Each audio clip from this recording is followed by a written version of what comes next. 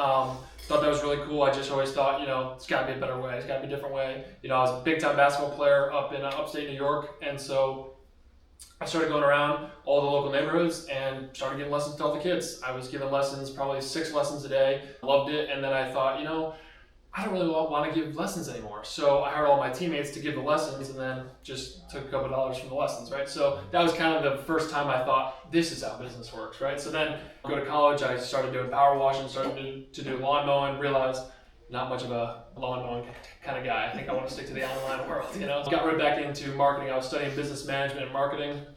And then as soon as I finished school, I jumped right into the marketing world and started my company today. All of that is just a little bit about me, and you guys are welcome to learn more on the podcast, but I appreciate y'all being here. Let's get into it. So, this is what I hear from every person I talk to is, my marketing doesn't work. Well, I'll tell you a quick story. Is anybody in here, do they run marathons, half marathons? Do they have friends that run half marathons?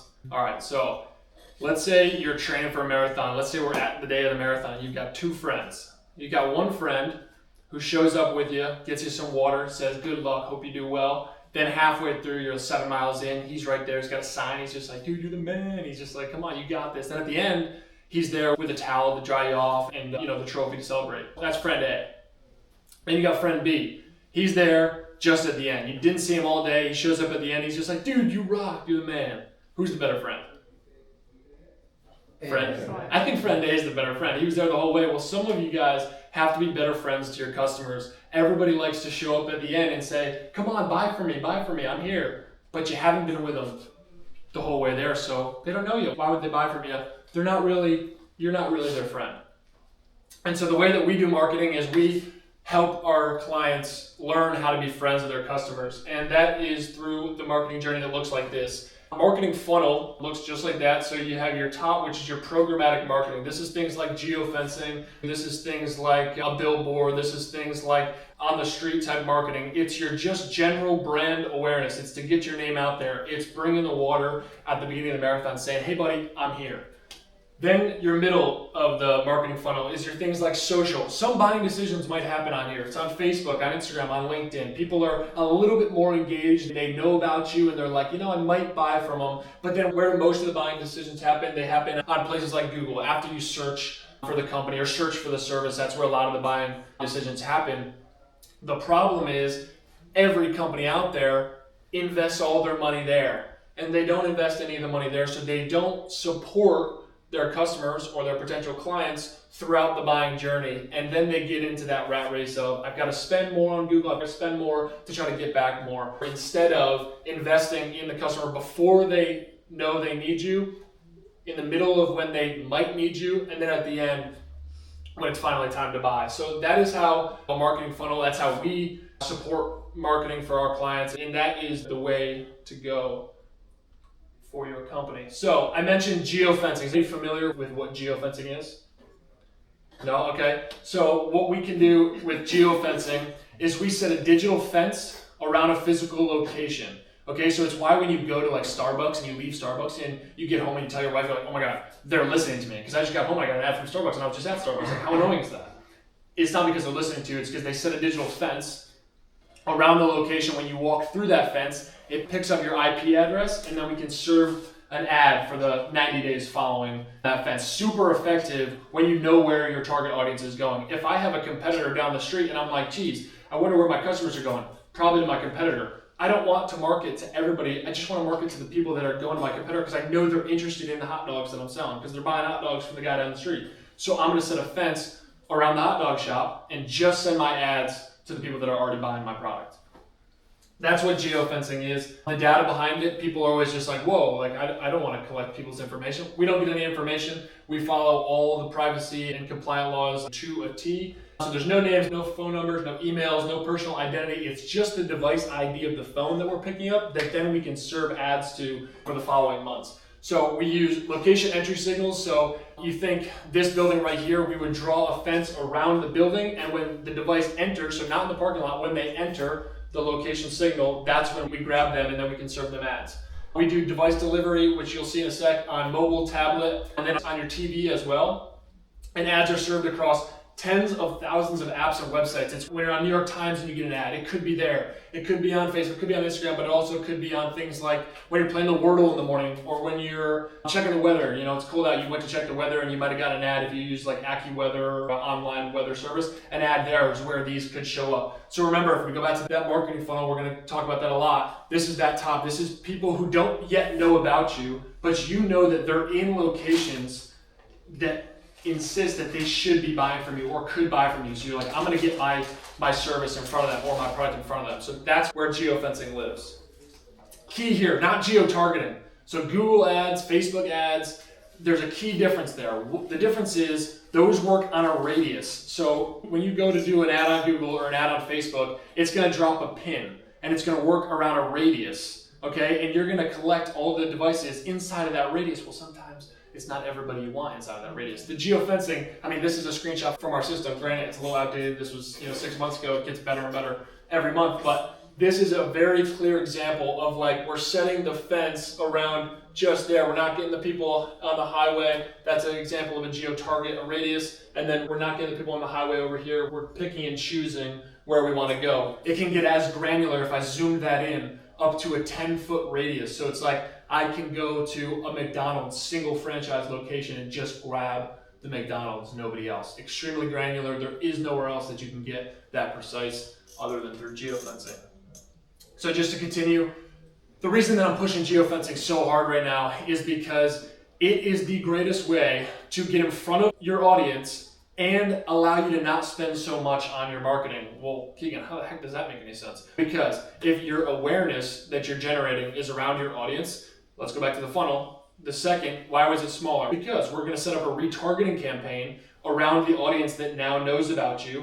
Don't have to spend as much. Now at the bottom of the funnel, it's gonna be Google, but we don't have to spend as much there because we're driving these people to search for us. And so that when they do, we don't need to be first. We gotta be in the top 10 because they already know about you, so they're more likely to click on you, right? So that is why I'm pushing geofencing so hard, is because it's such a vital piece to your marketing and nobody invests in it. And so when you do, immediately differentiate it. So where we can fence, I already mentioned competitor locations, high traffic retail and shopping districts. So if you got a mall that you want to go to, if you've got an office, if you've got an event like this weekend, Gasparilla, and you're like, man, I'm selling t-shirts and I think everyone there would want to buy my t-shirt. Great, Gasparilla, we got you.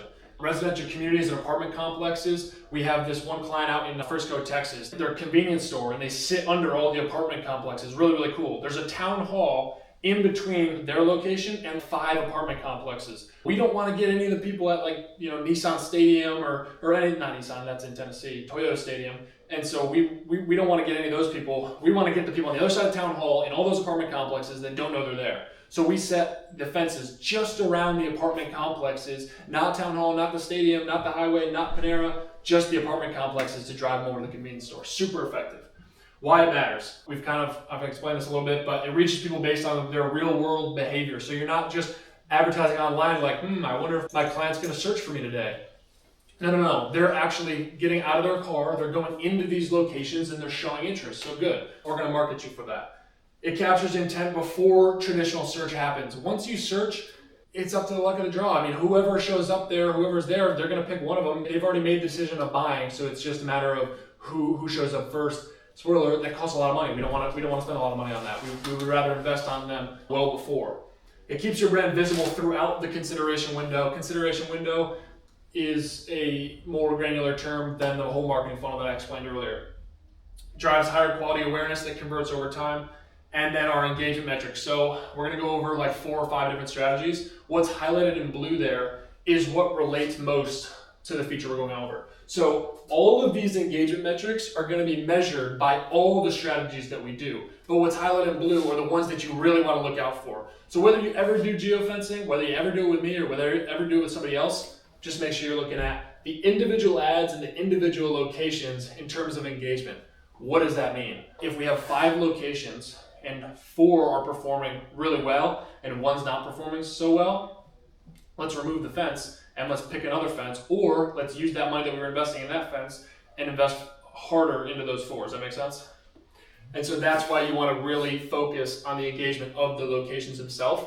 The individual ads, I think this is really cool. If I'm fencing 5 different locations, I can send a specific ad different to each location. So it's like, if I know there's a lot of women that shop at this store, I'm going to send maybe an ad with a woman shopping. If there's a lot of men that go to this gym, I'm going to send them maybe a guy who's lifting with my product, right? So you can see, if you know who's at the location, we can speak right to them with the ad. Pretty simple.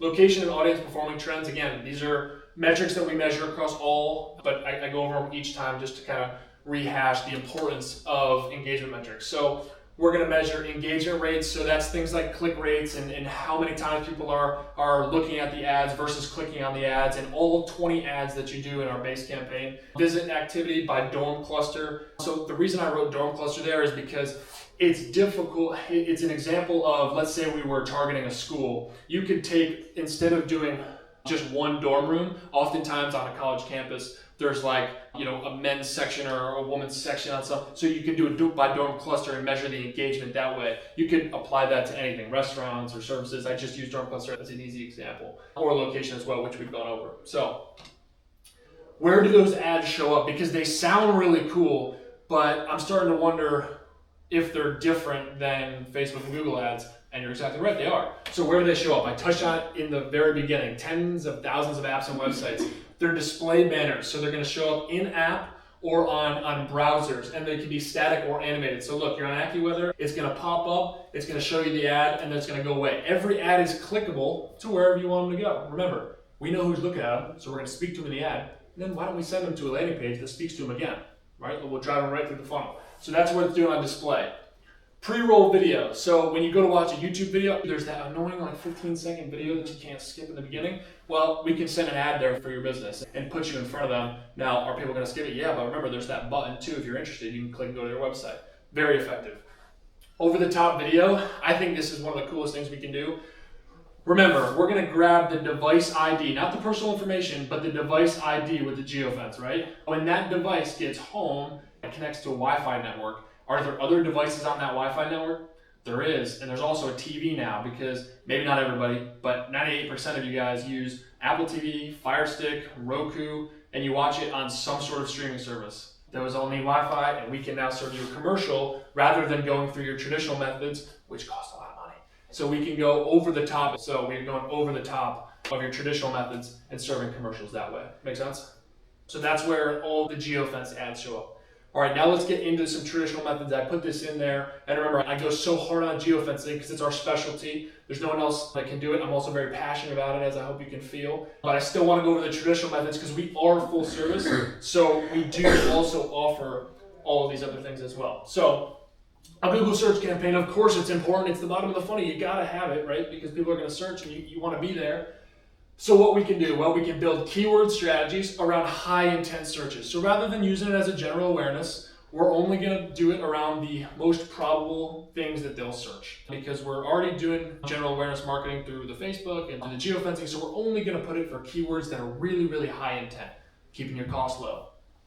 We're going to create and manage conversion-focused search ads. I think for any of you out there that use other companies for Google search, I think it's really good. Just make sure that they're optimizing bids, budgets, and match types continuously, especially in that first 2 weeks. Really important. I know Rocky knows it's really important to optimize it early on in the campaign. So if you're working with somebody who's a set it and forget it kind of guy, tell them that you can set it and get lost, because we need to be optimizing early on and often.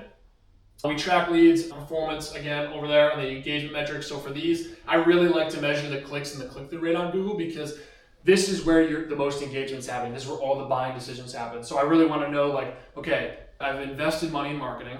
People have seen who I am, and now when they're on Google, are they clicking on it? And if they're not, what the heck's going on? So that's why I want to measure if they're clicking, because that's your final chance at them. Because if they don't click you, they're clicking someone else, and more than likely they're ready to buy. So you just lost that customer. So on Google, we want to make sure that they're clicking on you, and if they're not, let's find out why.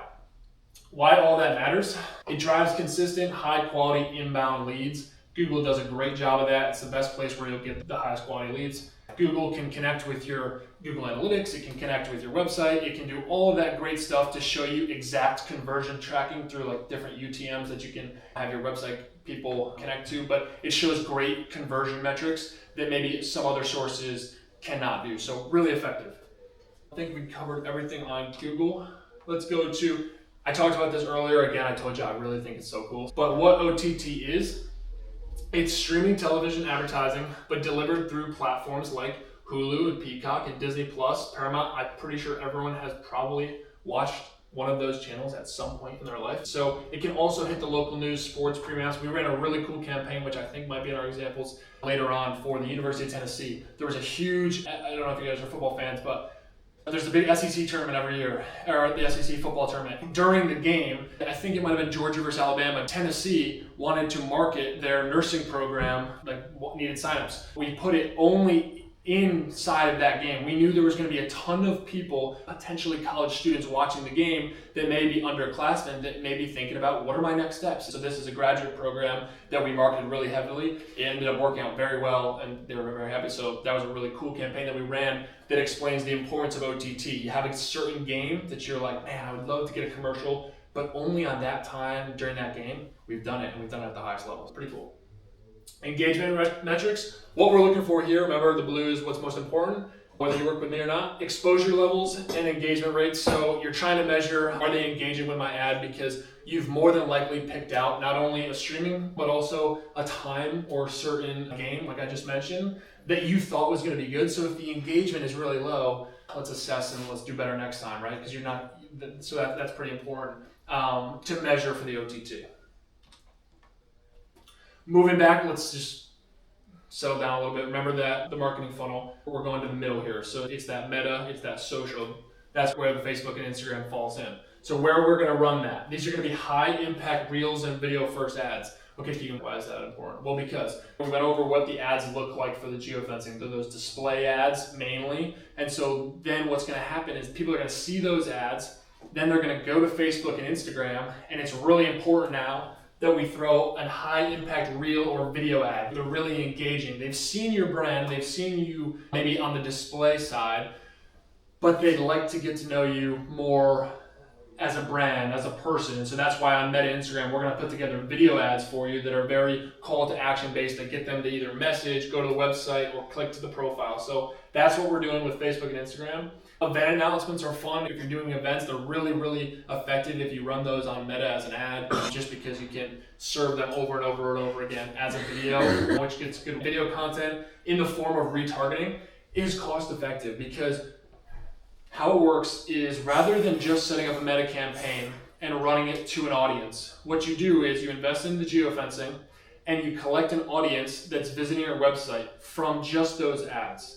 Then you take that audience, so it's only the audience that have visited the locations that we've picked. It's now only the out of that audience, the ones that have visited my website. I'm gonna take just that small audience and I'm gonna put together a retargeting campaign on Facebook. So the only people now that are seeing these videos are people that have either seen a geofence ad because they visited a location or they visited my website.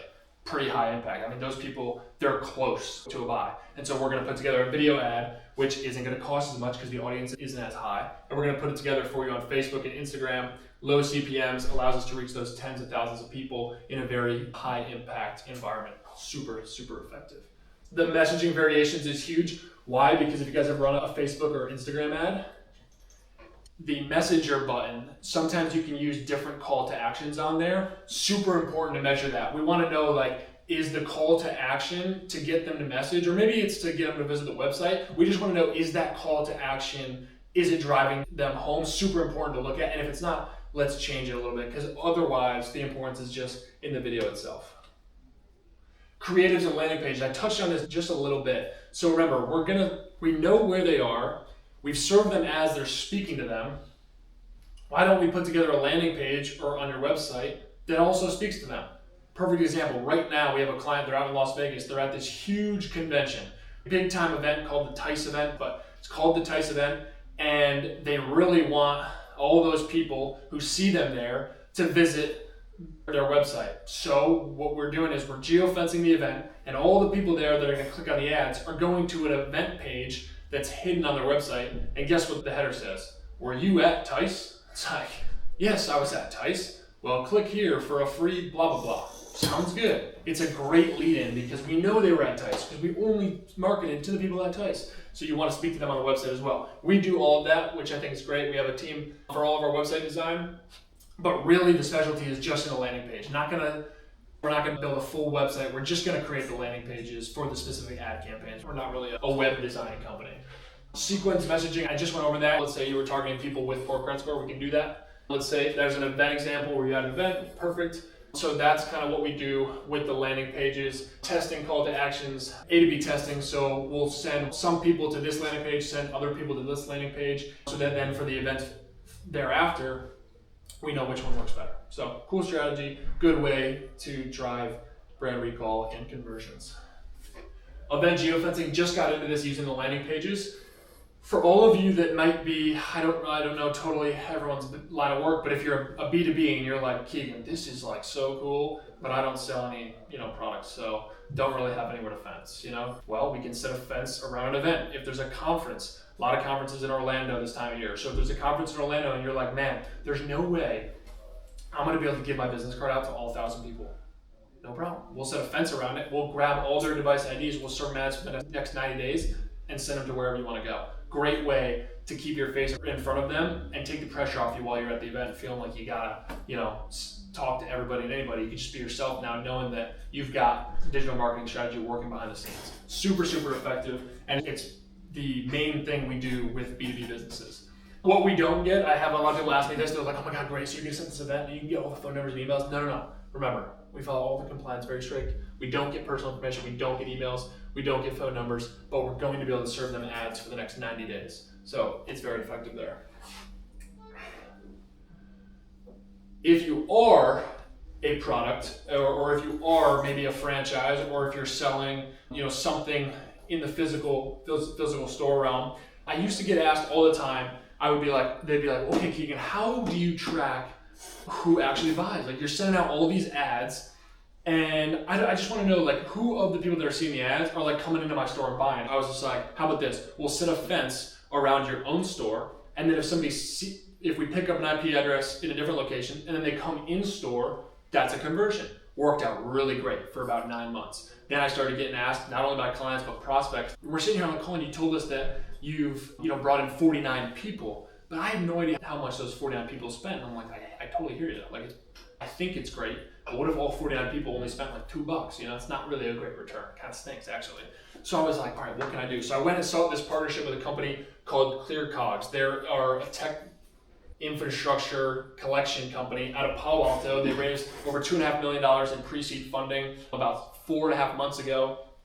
We partnered with them. We're the only marketing company in the country, and I can say that with confidence, that has partnered with them. We have an agreement, and what they do is they tie to the register. So they integrate with all point of sale systems at your store. They pull historical transaction data, and now we can say, this device saw an ad. They walked into the store, they spend money, let's pull the transaction data and let's see if it matches to credit card information and reporting and data. And if so, we then have a dashboard that says, here's your baseline, here's the money you were making on every single product that you have and service.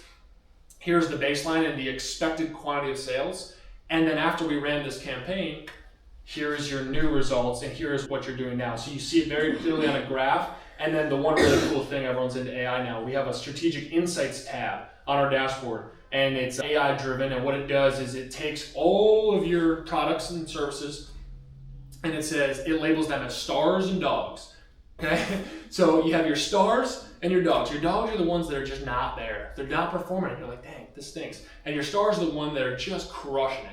So what would you do? If you have 10 stars and you got 4 dogs, let's take one of the stars, and the AI will prompt you to do this. Let's take a star, let's pair it with a dog, and remember, this is all based on revenue. This isn't based on assumptions. This is based on transactional data. So it's going to take a star, and it's going to take a dog, and it's going to say, hey, Keegan, you guys should run a 2-month promotion running these 2 products together for a discounted rate to get this dog in the hands of the customers, to remind them that we sell this, to remind them that it's a really good product, and it's a great way to boost sales for a underperforming product. So then your revenue doesn't look like this. It looks more as a flat line, and people are like, well, I don't want a flat line. I want a flat line way up here, because if I flat line way up here, then my revenue was higher, and it was higher for longer, so I made more money that year. And so that's what we're gonna do, is we're gonna help that dog become a star, so that you don't have those crazy spikes where you're like, what the heck's going on? You have more of a longer flat line where the revenue increases. So that is the level of measurement that we're doing. We're doing all the marketing measurement on the analytical side that we went over, all those blue dots, and then we're taking it one step further for you product companies, and we're delivering real measurement directly to the ROI. So when we get on the call, before you say, is it working? I can say, look at the dashboard. Your revenue's up this dollar and cent amount. And you're like, this is awesome. I agree. There we go. Come on. We're on a roll. It's going to go 2 down now because I clicked it 3 times.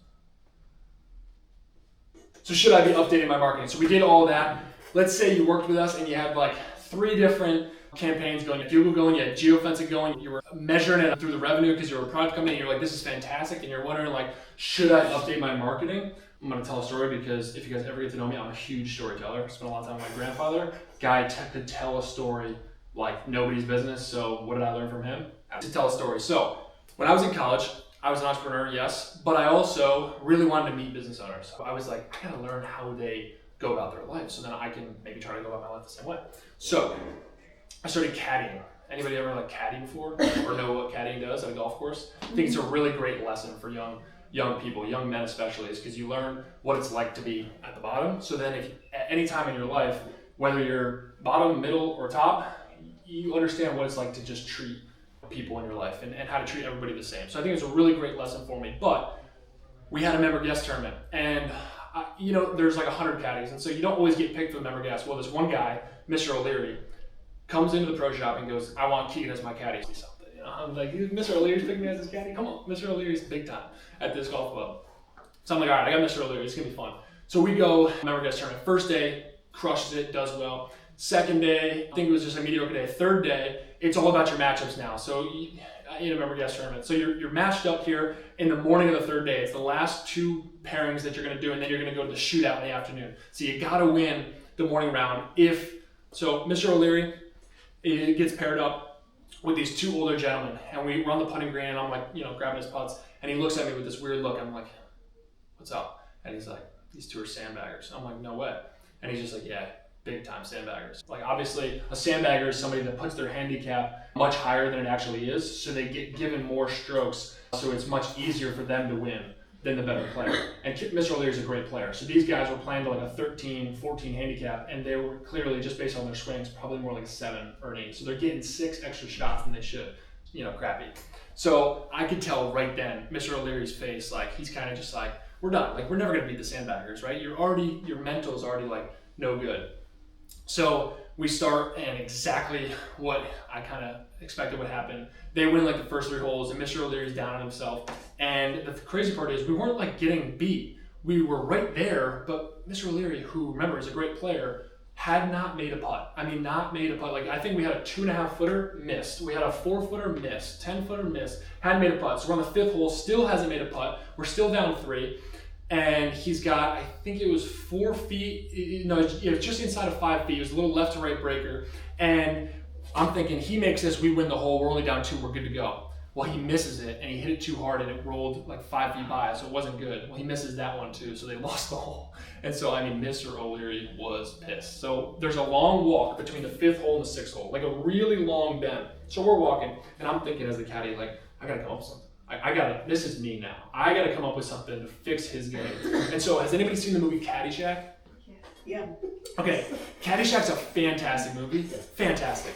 And there's a time when the pro cannot hit a shot. Can't hit a single shot. And his caddy, he goes, hey, I forget his name, but he goes, why don't you switch your change from your left pocket to your right pocket? And he starts striping it the rest of the movie. So I reach into his bag, because I'm carrying his bag. I reach into his bag, and I pull out a brand new ball. And I mark it up for him, and he's walking, and I say, Mr. O'Leary, you ever seen the movie Caddyshack? And as soon as I said that, he gave me a look like he wanted to kill me, and I was like, bad question. bad question. So I just flipped him the ball, and he grabs it, and I said, here, throw me the other one. And he throws it to me, and I throw it in the woods. Another bad decision. Why would I throw his ball in the woods? But anyway, before he has a chance to say anything, I said, sometimes all you gotta do is switch your change from your left pocket to your right pocket. I was just getting him out of the flow. I was switching the ball because he hadn't made a putt with that ball. Maybe this ball will go in the hole. It's a mental psychology thing, Well, he gave me a little smirk like, all right, kid, I like it. So we're standing on the tee. I give him his driver, and I'm thinking to myself, if this ball doesn't go in the fairway, I'm going to get punched in the face. I mean, I just threw his other ball in the woods, and now this ball has to go straight. Please, God. So it goes dead middle. Perfect shot. I'm like, step one. We get up. We had 123 yards left. He goes, all right, wedge. Takes his wedge, hits it up, one hop pin in the hole. Makes it. Eagle from 123 yards. I look at him like, did that just happen? He looks at me like, did that just happen? We hug, we're going up to the hole, and all the guys are screaming, yelling. They're like, how the hell did you do that? He goes, my damn caddy made me switch my ball. So it's yelling. Well, what do you know? They come back, they end up tying it, and it's only a 9-hole match. They tie it, they win the next 3. They're on the 9th, and they end up losing, which isn't the point of the story. Sometimes all you got to do is just make a change. You know, it's like you're pushing along, and it's like, let's just take a deep breath. Let's change from the left to the right. Let's take the ball, let's use a different one, and maybe it'll go in the cup. How does that relate to marketing? Well, should you update your marketing? What do you think? I think yes. Because sometimes you got to make a change, and so when the marketing's not working, rather than blaming the guy that's doing the marketing and saying, you're a dummy, maybe let's just change it up. Maybe let's try a new strategy. Maybe let's just try a different ad. Maybe let's try to send them to a different landing page, right? So the optimization and the live control is one of our main value adds for companies, is that we're there. We have a whole team that's doing live creative swaps, budget reallocations. If you're doing 5 fences and you have one that's performing really well, maybe it doesn't need as much budget. So we're going to change some of the budget and put it into an underperforming location to try to boost it up. We're going to make a change. And so optimization is huge, not only in my business, but in my life as well, is continuing to refine and get better and better. Our reporting, our team provides reporting every 2 weeks. So not at the end of the month, every 14 days, you're going to get a report.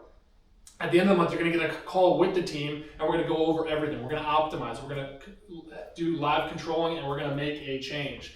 We also have 30 to 60, 90-day calls, which I just mentioned, which are going to summarize engagement and reach. And we continuously, it's not, hey, we're going to A to B test the first week, continuously update creative messaging so we can help you change from your right pocket to your left pocket if things aren't working. So that's my long story on why you should make a change. Hopefully that sticks with you. If anyone says, no, I think we should run it a little longer, think back to when Keegan told you about the story about golf and be like, no, we gotta make a change. So that's what I would recommend. Some quick examples before I wrap up. We worked with a franchise out of New York. They had 14 locations. They're now opening their 20th location on February 1st. We've been with them the whole time. I think it's a really cool story. We did audience targeting where we did geofencing all the nearby shopping and activity hubs. So like all of their competitors, we sent fences, but we didn't just send them while they were opening new locations. We did it for 90 days leading up to the opening. Not 90, like 60 days. Only one was 90, the rest were 60. The point is we were getting their brand in front of them before they actually opened the location. So when they did, it was a really strong launch. We can get a bunch of people into the rewards program. Really effective. They're crushing it. Why that matters? Well, we've already built campaigns. If any of you are out there, we've driven visibility, repeat action, and we've crushed it for that service. I used the example earlier at the University of Tennessee. We work with schools often with their competitor campus geofencing. We understand how students are moving. We understand different levels of budget. Obviously, I would think you all imagine University of Tennessee has a pretty good sized marketing budget. So I put that on there to show that we've been able to take a huge budget, allocate it to very simple, predictable levels, and then drive great results with it. The YMCA, I worked with them at their Nashville locations. We helped them do neighborhood geofencing and family-dense residential neighborhoods. They were opening like 6 or 8 new communities just outside of Nashville, like all like brand new apartments. And we wanted all those because we knew it was a little upper scale, like the rents were a little higher. We were like, I would love for all of them to become members of the YMCA. And so they hired us to put geofences around all of those apartment complexes and neighborhoods to really drive home that YMCA was the place for their kids. Worked out really great. We still work with them. So why that matters? Well, we weren't targeting everybody, which is what I want everyone to remember here today, is that we're not targeting everybody. We built a location-based strategy that specifically captured, in this example, is families and students. In maybe your example, it would be your customers, it'd be your clients that are going to specific locations. And then we served ads to them very effectively. So those are some examples. You know, we've worked with a vast number of industries and clients, but I just put those on there again just to drive home that we're real and we're doing this every single day. So that is me. Remember, I was entrepreneur from when I was 18 years old. I built this company and I don't plan to stop anytime soon. This company, we have an exclusive partnership with Clear Cogs, which I mentioned. If you are looking for a marketing partner or if you know somebody that is, I am working at this every single day. with the most amount of drive and passion that I think you'd ever find. So we're here, we're based in Tampa, and the one thing that we have trademarked is target smarter so you can scale faster. I think every company, if they focused on how they can get their customer smarter, they'd be able to grow and scale faster. So that's me, that's my company, and I appreciate you all coming out today.